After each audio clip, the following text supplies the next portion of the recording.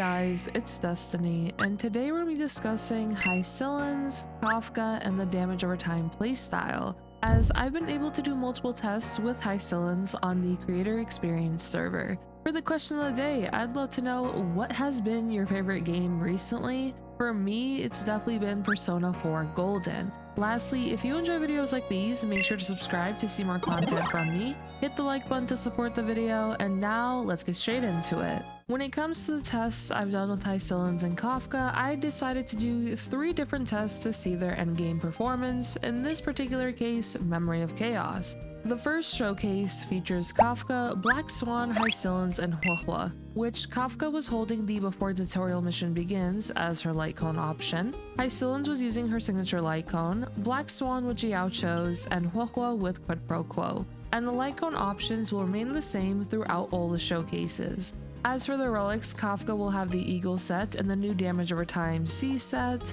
Hysilens and Black Swan will have the Prisoner set and the C set as well. With the first showcase, I was able to get a 0 cycle clear, and this team has incredible synergy with one another, as Kafka is able to frequently detonate damage over time with her skill, ultimate, and so on. Especially with the build I have on her, she has an energy regeneration rope equipped, and tutorial will assist with giving her more energy, which results in Kafka being able to use her ultimate very frequently, and this results in damage over time inflicted onto enemies to be detonated often. Kafka is a crucial character for the front-loaded damage of this team, since while enemies will take damage when it is their turn from the damage over time inflicted onto them, Kafka speeds up the damage dealt onto enemies with her frequent attacks, resulting in considerable front-loaded damage as well as back-loaded damage. When it comes to the Arcana inflicted onto enemies with Black Swan's kit and Hysilens being able to inflict numerous forms of damage over time onto enemies with her talent, as her talent states whenever an ally attacks, there is a 100% base chance for Hysilens to inflict wind shear,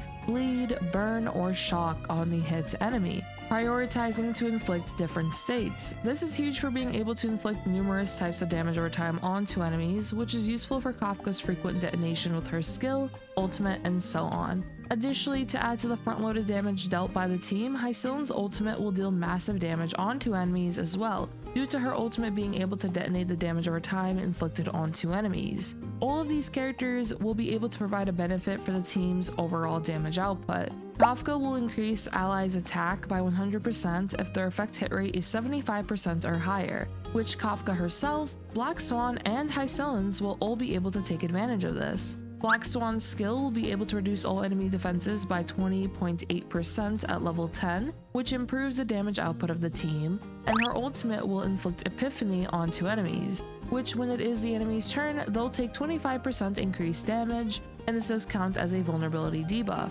As for Hysilens, her skill will inflict a 20% vulnerability debuff onto enemies, which this can be seen as a 1.2 times damage increase for the team. And on top of that, when Hysilens' zone is active from her ultimate, enemies' attack will be lowered by 15% and their defenses will be lowered by 25%, which the defense reduction from Hysilens' zone will be able to synergize quite well with the defense reduction from Black Swan's skill. This will result in the team being able to deal even more damage now onto enemies. As for Huohua, she provides even more attack for the team and also energy with her ultimate. But even in the case if you use an alternative sustain, let's say Gallagher, the team will still be able to get a very low cycle clear, and in the case of Gallagher, since he can attack enemies frequently due to being able to advance himself forward by 100% after using his ultimate, this results in him being able to inflict frequent damage over time onto enemies, because as mentioned from before, with Hysilens' skill, whenever an ally attacks an enemy, there is a 100% base chance for Hysilens to inflict wind shear, bleed, burn, or shock on that enemy. So in this case, Gallagher can assist with applying damage over time onto enemies thanks to Hysilens' talent. Overall though, these 3 do an excellent job of providing buffs and debuffs in order to improve their damage potential, as Kafka, Hysilens, and Black Swan will all be contributing to the damage being dealt onto enemies. Additionally, it is worth noting that it's more feasible to also get 50 stacks of Arcana within battle with this trio as well. Now you may be wondering, while these 3 work excellently together, what about if you don't have Hysilens, or what about if you don't have Kafka? For my tests, I decided to use Black Swan, Kafka, Triby, and lastly, Huohua. Triby can be slotted out for Robin, as there will be pretty similar results. Without Hysilens, some things we are lacking would be her defense reduction onto enemies, the amount of damage over time she can inflict onto enemies with her kit, her detonating damage over time with her ultimate, and overall having another powerful damage over time user on the team. Kirby is providing ult-type res pen, a vulnerability debuff onto enemies when her zone is active, and she is also holding Dance Dance Dance to advance forward the team after using her ultimate. Kafka recently got buffed, which has definitely been helping her performance lately, as she can detonate the damage over time inflicted onto enemies far more frequently now. And in the end, I ended up getting a 2-cycle clear with this team. Perhaps with more optimization, a 1-cycle clear can be obtainable. Overall, the results weren't too bad, but the damage output of the team has definitely lowered comparing both showcases, which in the case of enemies who have higher HP, or even cases where the boss matchup isn't the most favorable, then the results can end up having a wider gap. Now, as for our Kafka-less team, we use Tribby once again, but now have Hysilens instead of Kafka. This team was able to get a 3-cycle clear, and there could potentially be more optimization done for a 2-cycle clear, but you can definitely see the difference without Kafka being there, as there is far less front-loaded damage and it's more on the back-ended side of things.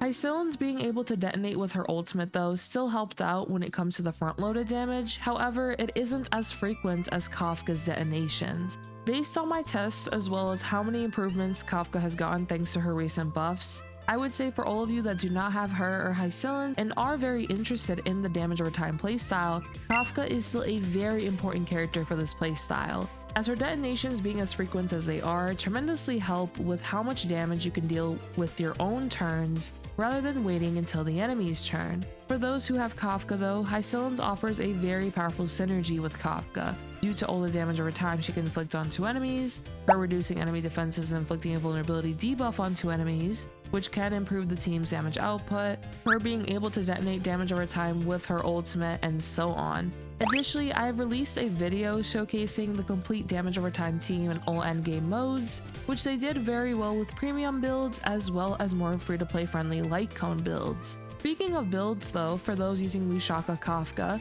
I enjoy having Hysilens in the first slot to take advantage of the additional attack, especially due to how much damage Hysilens can deal herself. As for some additional tips I wanted to note regarding Hysilens, if there's an enemy that can be broken through multiple allies on the team, I would recommend attempting to break enemies with Hysilens, as she is a physical character, which when physical characters break enemies, they inflict bleed onto them, and bleed accounts for their maximum HP. In my first showcase, Hysilens broke Japard, which dealt massive damage onto him, so whenever I play the team, I try my best to break with Hysilens to take advantage of bleed. Additionally, I have personally been enjoying having Hysilens at a higher speed, primarily to ensure that the vulnerability debuff from her skill is inflicted onto enemies at all times, just to not miss out on the additional damage the team will be able to deal from the debuff being inflicted onto enemies. I have mentioned this in one of my previous videos, but I would recommend 134 speed or higher,